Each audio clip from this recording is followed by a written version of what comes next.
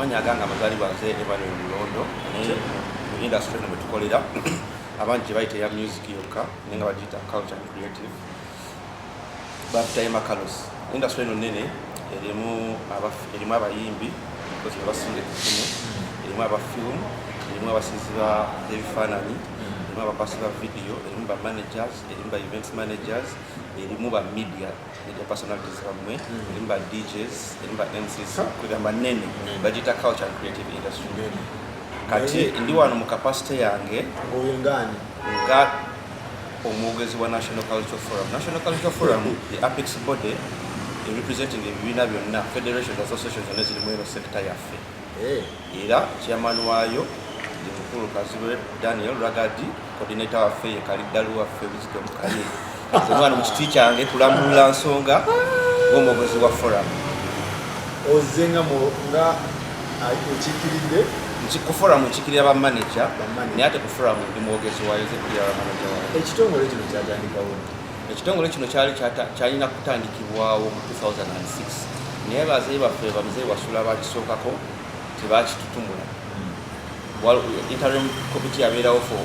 2006 paka minisita aliko Honorable Mutuuzo we yagiyiwa ne tulonda ba members bano last year mu June 15 abantu bano balonde kati association gy'owulira wakina Uma, wakina Utama, wakina Tuka, wakina Ani zonna eziri mu sector zino zindako representative kati masagala tulwewo nnyo njagala abantu bategeera ebintu bino nga babitegeera mutegeera atandise kateeka Friday emusaba omusajja akawumbi kamu mu miliyoni 8 ekitegeera kyekyabatwala ekampeni wakitandike etya tutandike mpola ebintu mpola sente zirese ebizibu tutandike mpola last year mu April waliwo meeting in State House the principal wensi eno CEO wensi eno General Yoweri Kaguta Museveni era agakumanya art kyeki mwabeerawo abantu abakungaanyibwa National Theatre ne bagenda ku State House meeting saagirimu naye meeting yaggwa president tategedde art kyeki n'agamba General Sale ne Major General Kayanja bakomewo ku ground bazimbe ekintu kino akifune mu bujjuzi bwakyo. That was April last year. Netukomawo ku ground Honorable Peace Mutuuzo nitumu meeting nga twagala mulaga guidance twekola mu team awo twagala mulaga ki guidance tino sector eri bweti n'agitegeera nakakati sector eno weba erimu abayimbi erimu abafirimu erimu aba managers erimu abawandiisi b'obutalimu eki tebalina byonna bibagatta buli omu balina ebina ebibagatta tulina balina ebina ebibagatta ono ministry waliwo kye bayita cultural policy eteekawo kye bayita National Cultural Forum njagala tulonde mu May omwo mwenyininyini tuba tujja kusobola kulonda mu May tusobola kulonda mu June mobilizinga abantu era ne bawanika amabala ntumoloza abantu tubayita mu Nerugogo mu June ne tulondebwa tutula ku forum etandika okukola kibiina kya bwetwazi kya government kyakola ki kya bwetwazi kya private sector but it's under the policy bwe tumala okulonda forum ne tuganda kati kiki tutatandika ku identifyinga ebizibu ebitwala industry wamu omuli copyright teteeka weerine tebaliteeka mu nkola tetuyina nsawo gyetwewolamu oba sako oba kiyite fund oba kiyite anything tuyina nsawo gyetwewolamu tetuyina kifo nga olaba abasports balina lugogo netugamba nti no ne industry yaffe bakiyita multiple scattered roads tosanga firimu erumisisi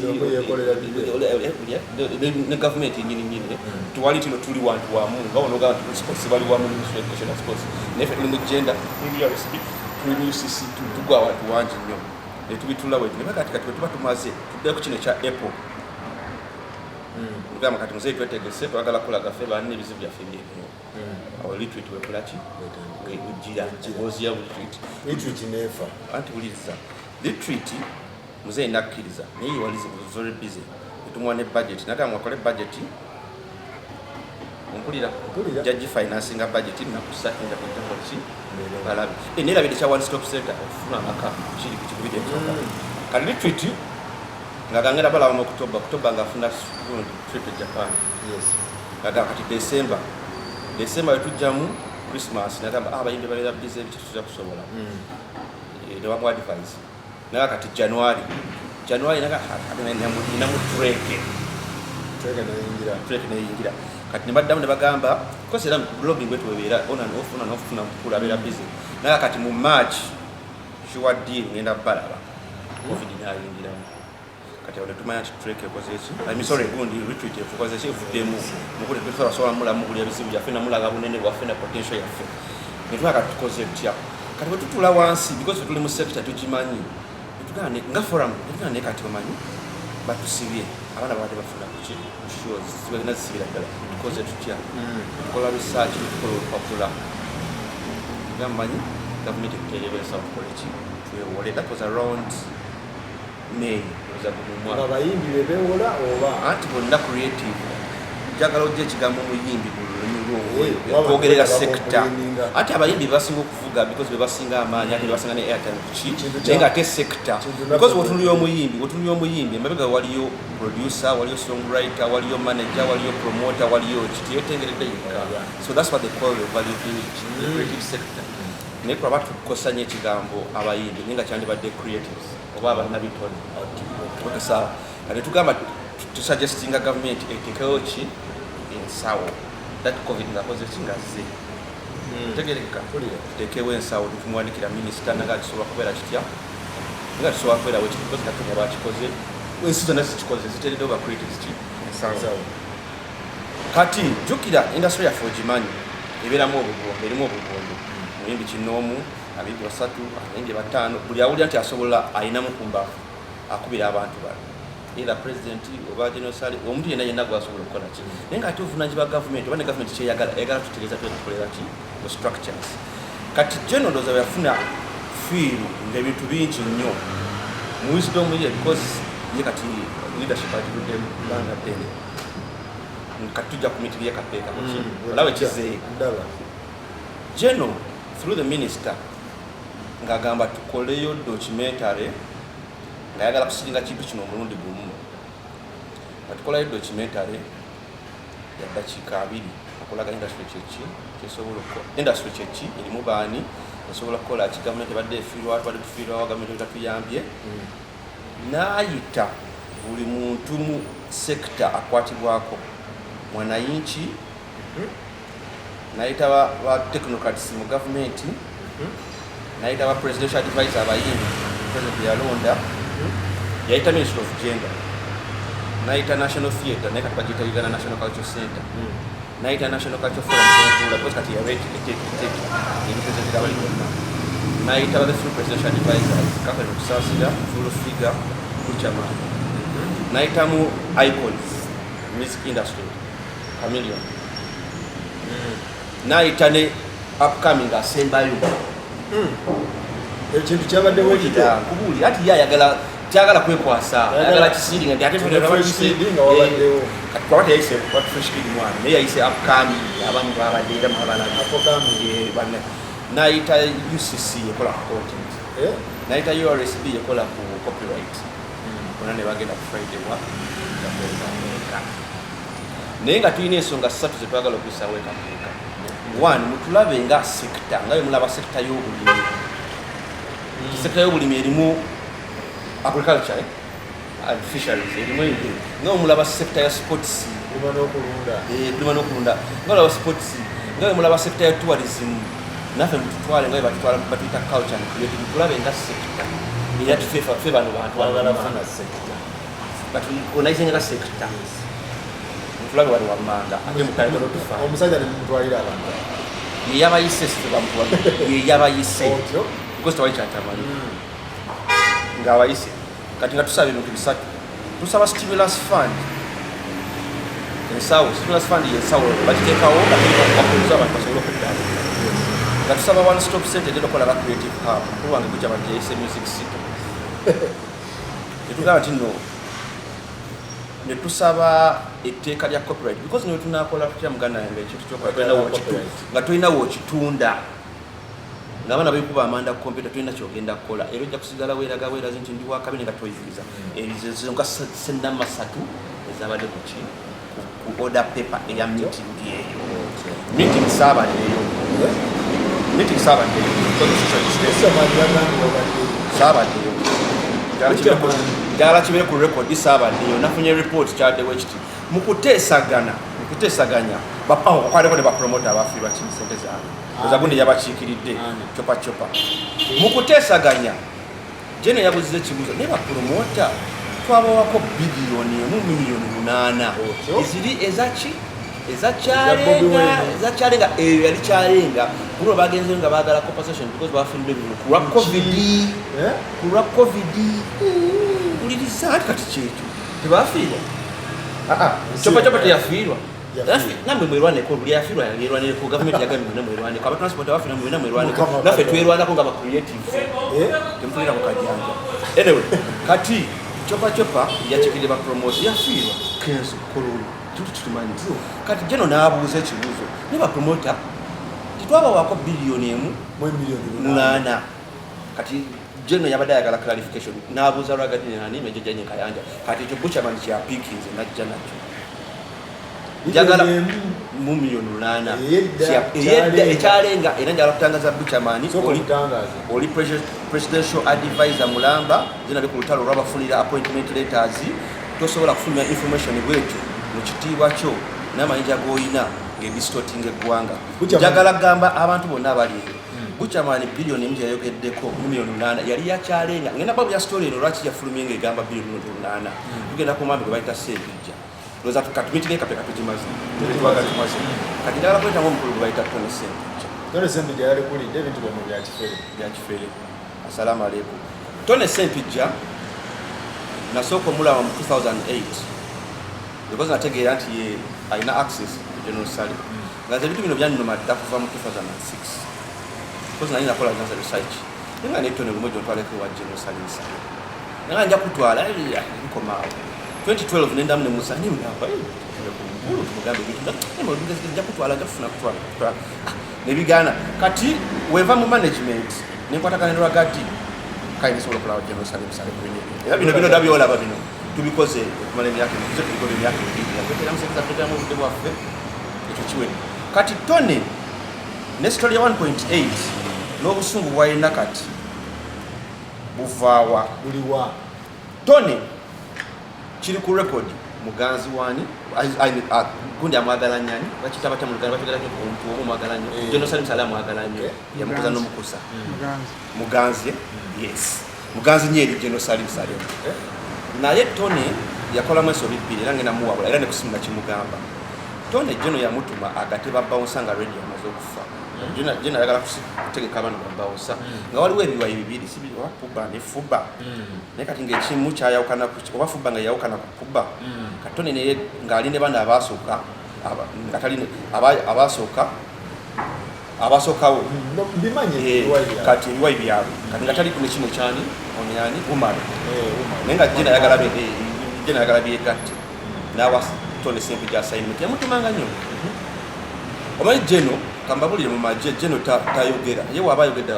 ebanga order abena lwaki bano tebeegatta bw'okitwala ng'ekyokusaba naye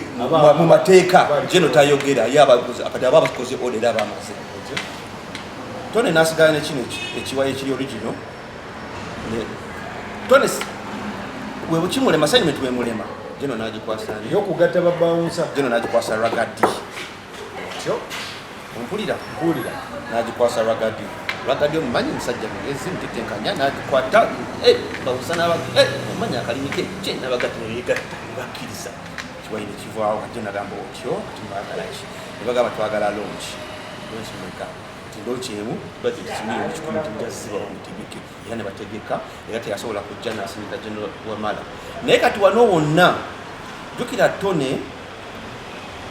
yakola yali kayungirizibwa abapromota ku biliyoni eri omu 8 n'atafuna era bakola tebamuwa yakola omulimu gwe mwalaali yagukola naye tebamuwa because sente zayita ku akawunti tebasobola muwa kati obusungu n'abeera nabo kati ne bujja ne kuba bawunsa kino kimulibula kati yakigusiza nakyo n'anyiribwa kati n'atandika okutabula General Sale Musale ne Major General Eric Kayanja bali n'abatabula ne bagezaako omuwoya we Ragadi era amugamba niye bali abakulu baleke because yalina mukali nti jena mukimuga bali bakulu baleke abantu b'ensolo bakola kati kankule waliwo ne meeting egezaako okutabaganya Tony yetondere General Eric Kayanja bino byonna bikola ki bikwewo kati Tony obusungu bwalina bwa 1.8 eno ne babouncer n'obutafuta access kuddayo wakapeeka kati buli wafuna nti wabaddeyo ekintu kyonna ekikwatagana ati kapeeka kimutabula because oli yali mukinga mu kintu Tony muwabula bwe mukulu wange era for the benefit of art aina ideas nyingi bagamba ate kimusumbu ate yasoma ebyo nabyo tikimugana alina okuba ne ttiimu waba twasoma hoteya naye mugezi gwe twagera Tony mugamba bwe nti newanakuba endulo newanayambala ku TV newanakolaki newanadiscoting nga byonna because kati bino byonna byafulumiza bitakiri ekifaananyi mitini yekapeeka jeno yagamba bino ebintu gavumenti esobola kubikola ejjabi esobola oterawo ensawo esobola okuterawo one stop center ngegenda kubeeramu the best set of the art studios, the best set of the art film studios, academies, offices zaffe zonna alaba umma bajja ku National Theatre. Niwe batu wewe bajja. Buli masomo kwa ne office, utame soba kwa office, bampota soba kwa office bali okitegedde. Kati bino byonna Tony byageza kokola because Tony yatandise emboozi. Yatandise emboozi kati takino kino ekifaananyi. Naye gade ne mama Joanita Kawali eggulu. Nagamba agenda kulungamya Tony yetwaze.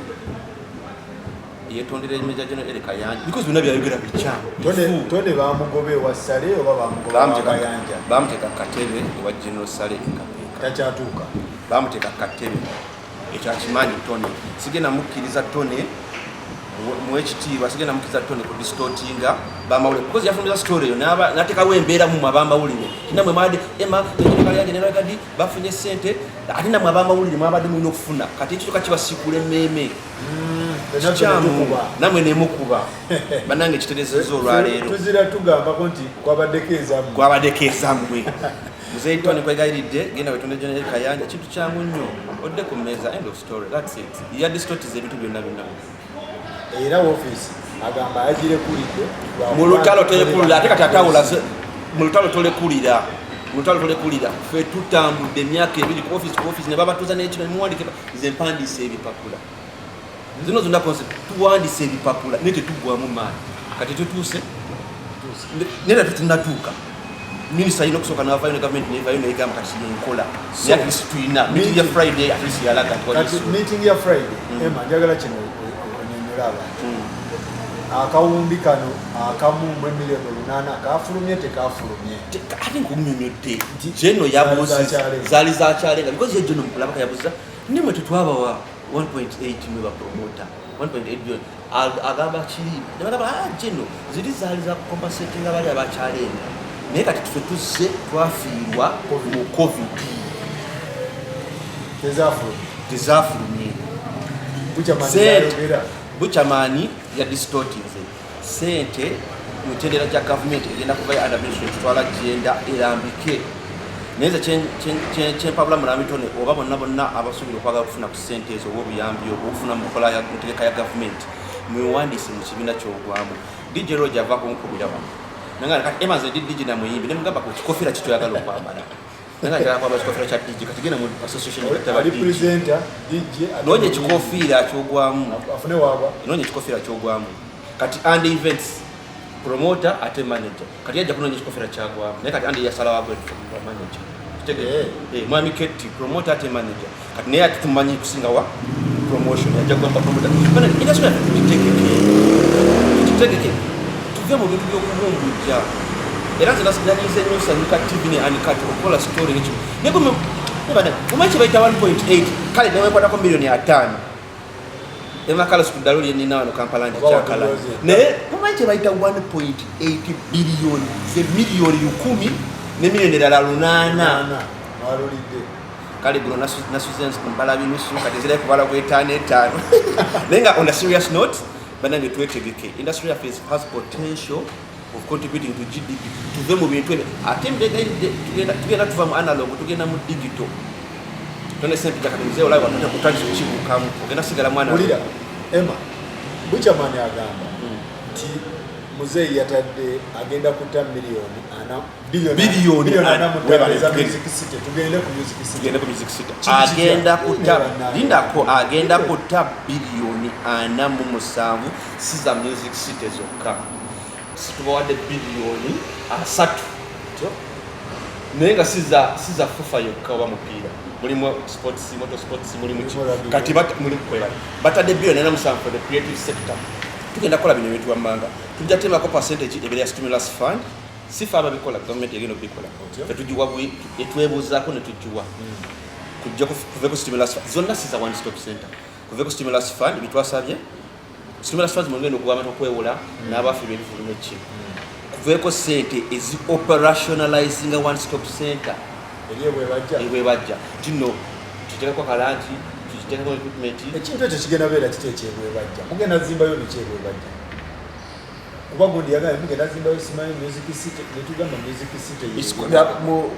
mu lulimi olutuufu baziyita creative hubs creative kati nabo olaba America ina Hollywood gundi ina Afrinol Nigeria India ina Bollywood a creative hub ye center wosobola okugenda n'okola buli kintu kyonna kyonna ekikwata ku music ekikwata ku film ekikwata ku kusiiga yes kati bwe bajja ejja kubanga erina state of the art studio audio studio state of the art film studio ejja kubanga erina abaana basobola kiboolo basobola okusiga ebifaananyi byabwe ejja kubanga erina abaana basobola okunyenda film erina cinema ejja kubanga erina rooms eza offices ejja kubanga erina rooms bwetusobola okubangula abantu kati abaana bagala fuka ba manager ndi musomesa ati ndi manager sobola okubasomesa bigenda kukoberera eyo sente zino zimala mundabange entono biliyoni 47 zimala nandi tuwadde 10 tutandikira awo munyama katono okayenere mukwa katuvuddeko kuvuddeko one stop center kuvuddeko stimulus fund n'okulwanyisa copyright tuteesa nti nno nga olaba nti nno tugundira buliza nga olaba nti nno ab'omusolo balina ki balina anti riot bagita batya URI what ya tax ya police special police ya tax ekwata omusolo kati ab'ebyennyanja balina ab'ebisolo balina ikumi ebisolo naye kati tulwaki ba creative tetulina protecting the copyright yo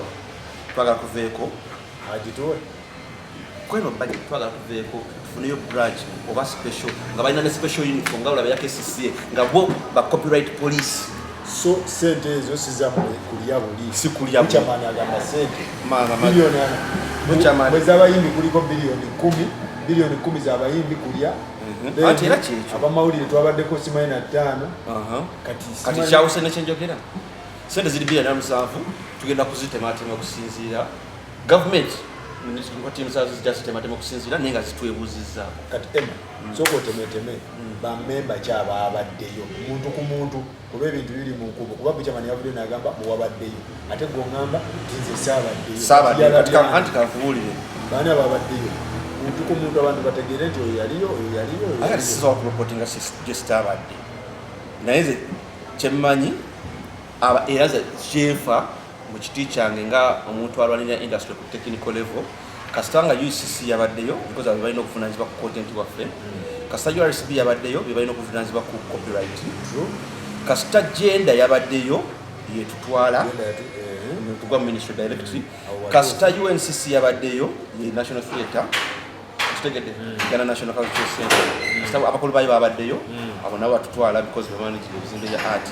kasita National Cultural Forum yakiikirirwa omukulu Ragadi otyo shale kimala kati bana bagenzeyo mu kiti kya miliyoni yagenze ngani kamiliyoni anti Buganda je nayitaba icon otyo yagenze ga icon oyita icon noyita ne upcoming asembayo meeting ebirenge di representative bale megama mu meeting kya mu management kya bayita stakeholders analysis tino bono bayita bale mekuba we kwasa uma mwaje yani ebekiikiridwa kati uma association obati tubetanga nyabo tubetanga naye kasita obanga olina kamiliyoni you subscribe to uma ng'olina Ragadi who is the chairman for the forum ate jjukira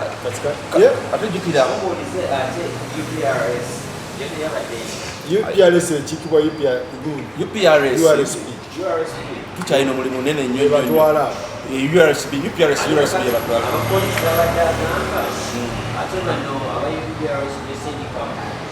ati twagala babeere official babeere fomu kibeere nga kiri mu tteeka omuntu wamulanga babeere copyright police so kati kitegeeza buli omu yakiikiriddwa mu capacity buli omu yakiikiriddwa ekikwatagana ku art because manya chairman wa forum erina members 25 oba kumenyera ebibiina ebyo forum forum erina membership ya Uganda Business Association abakiikirira Grace Sekamati forum erina Uganda Talent Managers Association managers balondanze emakalo sokubakiikirira forum erina Tuka Uganda Comedian Association abakiikirira Huntington Mukiimu forum erina Federation of Performing Artists abakiikirira bawereza Julie Sesanga forum erina Female Performing Association abakiikirira Mariam Bakiri forum erina Musician Union abakiikirira Joint Akawalya forum erina Film Council abakiikirira forum ebya film biringa bitano katika wabule bimanyiko forum erina Artist Union abakiikirira madamu Anita Seruwaji forum erina obutabo Uganda Music Publishers Association bana abatundanga music edda cassettes babisini bani abakiikirira bamuyita Molene Sigwemu forum erina abobutabo babayita Euro something abakiikirira Muzeyi Batambuze munjogere nyangu bakiikirirwa kati bano bonna twakiikirirwa ffe twawandika paper netuziyisa ng'akakiiko netusinika chairman lwagali agenda atukiikirira kati tebaddamu kwemulugunya okuti yemulugunye nenga alina upcoming balina ekibiina ekibagatta waliwo abaana abalina ekibiina ekyaba upcoming associations bali Kawempe naye mubiseera ebyo nabo baali bagamba nti Uma tebalabawo kati sofi naresolvinga nabagamba tugenda bawa department under Uma under Uma wabeerewo structure egamba kino waliyo upcomings because kati ngonofuka upcoming ngonomala okufa upcoming nojje ojoba wetaga Uma kati they are a department under what Uma. I don't know whether they resolved it, but that's how it is. So emanzi kyabadde kinkusiza kiyalinga bintu ya Buchamani tibiyayogedde Buchamani bwawadde butwa era Buchamani ofunanyizibwa bwofuna olina ne kaadi olina appointment letter olina okwogera ebintu ebitasasamaza abantu olina okwogera ebintu ng'olina information because okiikirira president na information you had disclosed things kale you had disclosed things chairman Buchaman wobo okiikirira president mu bantu olina okuwa abantu information entuufu era wawadde information ekyama era kyandibadde kyabwatooze novayo nogamba nti munange ekyo kinayogera si kituufu ekiba kituufu leeta obukakafu buleete obukakafu naye woba oli presidential advisor that means oli kifaananyi ky'abantu mugeko towa abantu ssuubi litaliiyo kati ekyokulabirako abaana bwe bansanga abaana basanga jjajjalwagadde mulya ssente zaffe era abaana batambuzadde ebiboozi mbirabye ku WhatsApp ne mwana wa maama ssente weeyiserekawo olukungu Buchamani yalaze kakazi muyiseemu nnyo kati yenyaga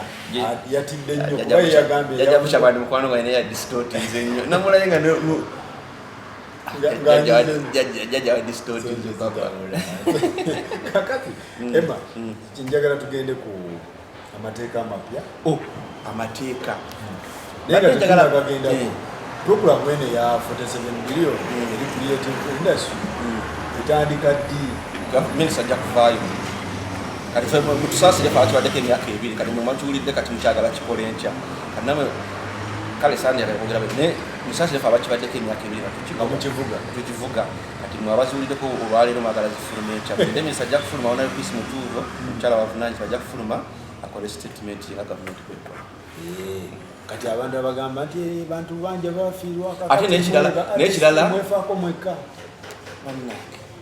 oba oli mulimi genda mu agriculture minisita wamwe waali atuse ebintu byamwe mu cabinet oba oli mu transport minisita wamwe Katumba General Katumba Wamala waali genda otuse ebintu byamwe n'abasomesa babo beerwanako ewaabwe abasomesa bali ffe mutuleke naffe tubeeraneko bakuleti n'akalala akasembayo tiwaba n'omu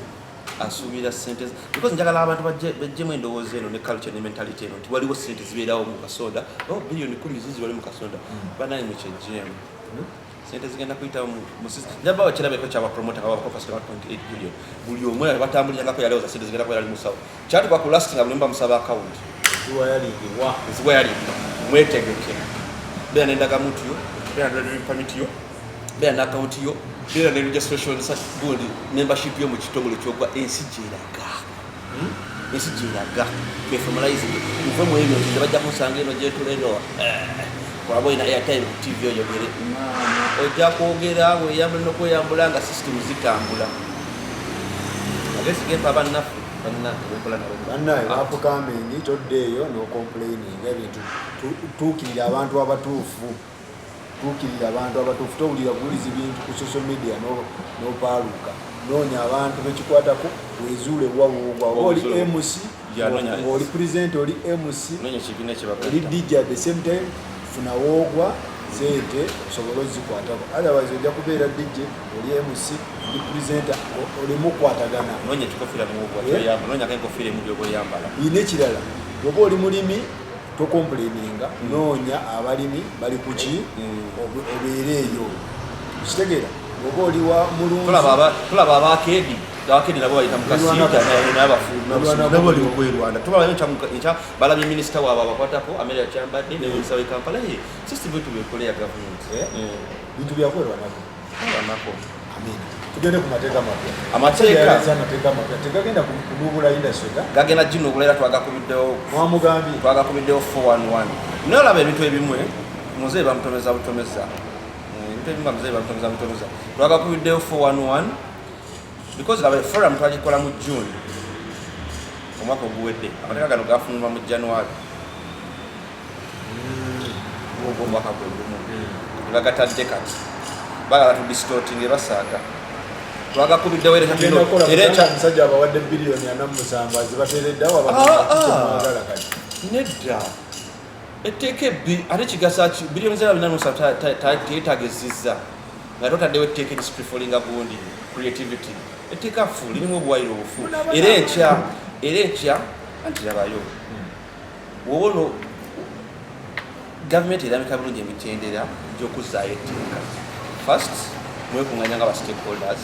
nemufuna resolution nemugiwa minisita nemupetition nga terikola nepetition ne parliament ne president nga etteeka lino stakeholders benyininyini tebeebuuzibwako ani gwe baabuuza buli muntu agamba situatubuuzaako tebabuuza muyimbi tebabuuza ofirimu tebabuuza nakatemba tebalina gwe beebuuzaako bakutte mutesiteeka ne balikola kyo ne bakisuulawo tugenda dikuba tuliziddeeyo kati gavumenti weegaana nga mugenda mu kooti kyekyo weegaana nga mweya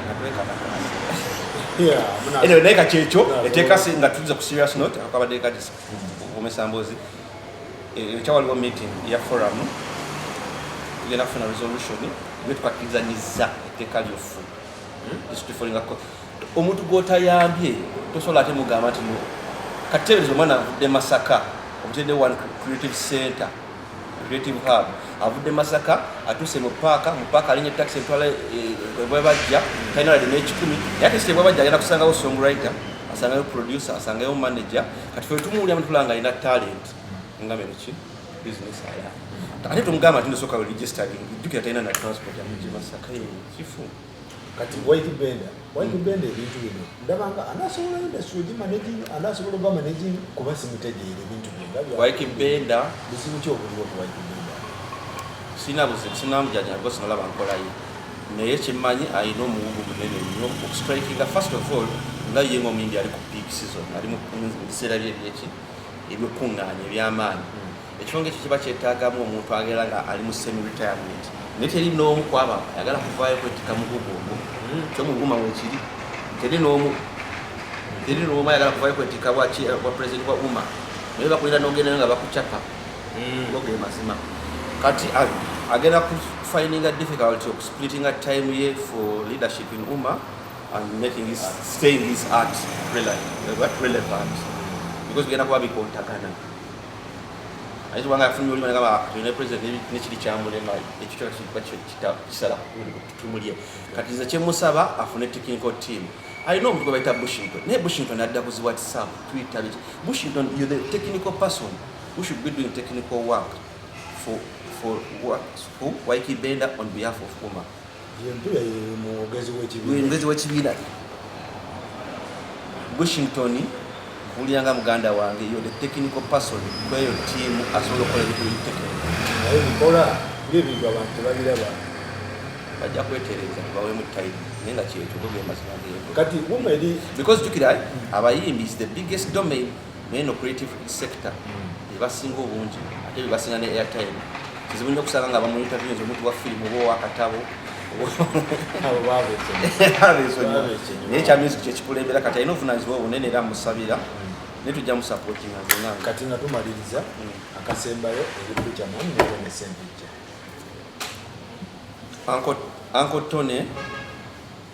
alina passion nyingi nnyo ya art naye ndoza yagezaako okukwataganya ebintu bingi venues bayimbi nalema okwambala enkofiira emu ekyo nakyo nekidistorting ate kati system eteredde kati tumanya omuyimbi yange manager yange yomayina wagwa kino kidistortingamu naye kirala no one intended okumukuba enkoko lekapeeka yemenyirinyine ekintu kyakola akimanyi just alina kwetondera Major General Kayanja yes at them system because tumwetaaga is a very good guy naye mulimu ki gwakola omukulu omutuufu omwami oyo Tony Sempijja akola mulimu ki mu art kati kankuwulira ekintu kimu